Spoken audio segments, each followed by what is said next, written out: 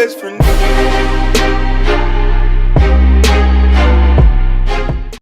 What's going on, everybody? It's Devin with No Cap Basketball, and today, before we get into the video, I just want to quickly say, if you haven't subscribed to this channel, please hit that subscribe button. It is Hunter and I's goal to reach 1,000 subscribers by the end of March, and we can't do it without you guys.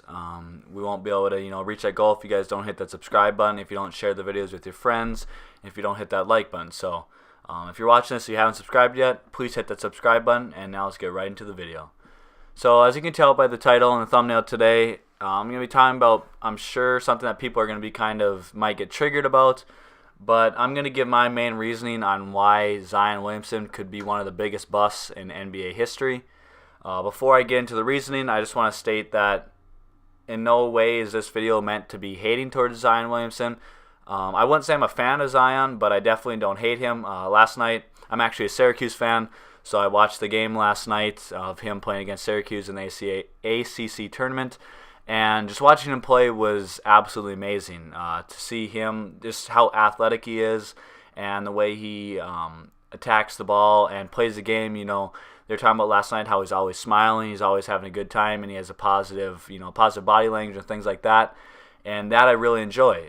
So in no way is this video meant to be hating on Zion Williamson or anything like that. But as some of you guys, I'm sure all of you guys have seen, last night he had 29 points on 13 of 13 shooting. I think he had 14 rebounds, and like 7 of them were offensive rebounds. So in his return, he had an amazing performance. And, all the posts on social media are coming out about him. People are already talking about always the best player in the draft, #1 pick, and things like that, which I would agree with. To pass up on someone like this, you'd have to be kind of stupid. However, if I were a GM or somebody trying to draft him, I would be kind of concerned.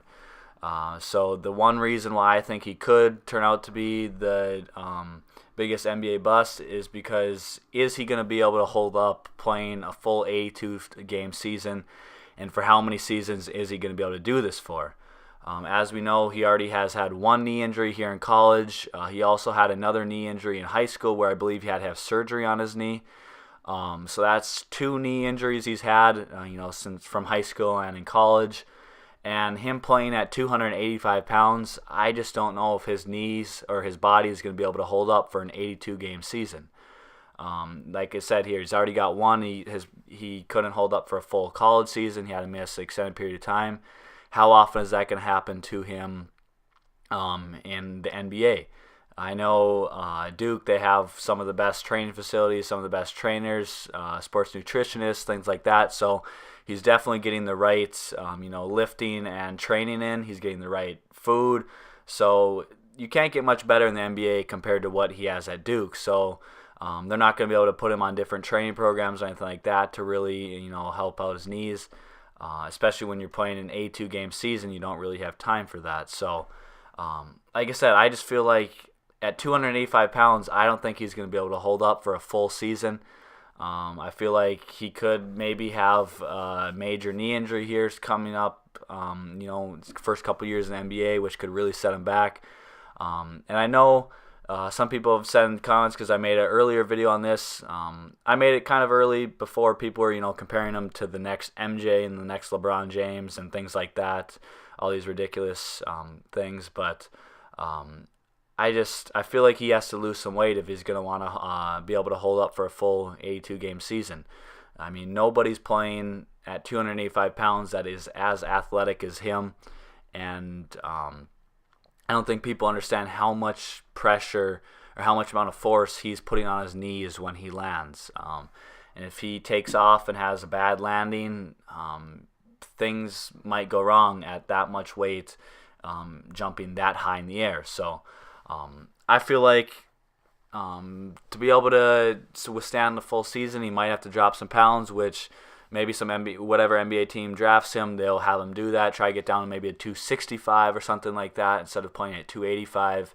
I think he'd still be just as effective. He'd still be able to overpower people just as much as he is at 285. Maybe cut down some of the fat that he does have in his body, turn into muscle, and try to get down some weight. So, like I said in the beginning, this is no way trying to hate on Zion Williamson. This is just my one main concern with him, and maybe a reason why he could be the biggest bust, because people are comparing him to the next LeBron James. And what if his body doesn't hold up, his knees don't hold up, and he can't play full seasons in the NBA? He can't be effective in the NBA because he's always injured. I'm not sure. This is just my one concern, and I feel like it's something that a lot of people aren't taking into consideration, is the fact that he has had knee injuries, and he probably will continue to have knee injuries playing at 285, jumping as high as he does. So leave in the comments down below if you agree with me, if you think I'm just being absurd and should not be worrying about that. Leave all your comments down below. I'd love to interact with you guys on this subject, because I feel like some people might get triggered about this. Make sure you hit that subscribe button, hit that like button, and I'll see you in the next one. Peace.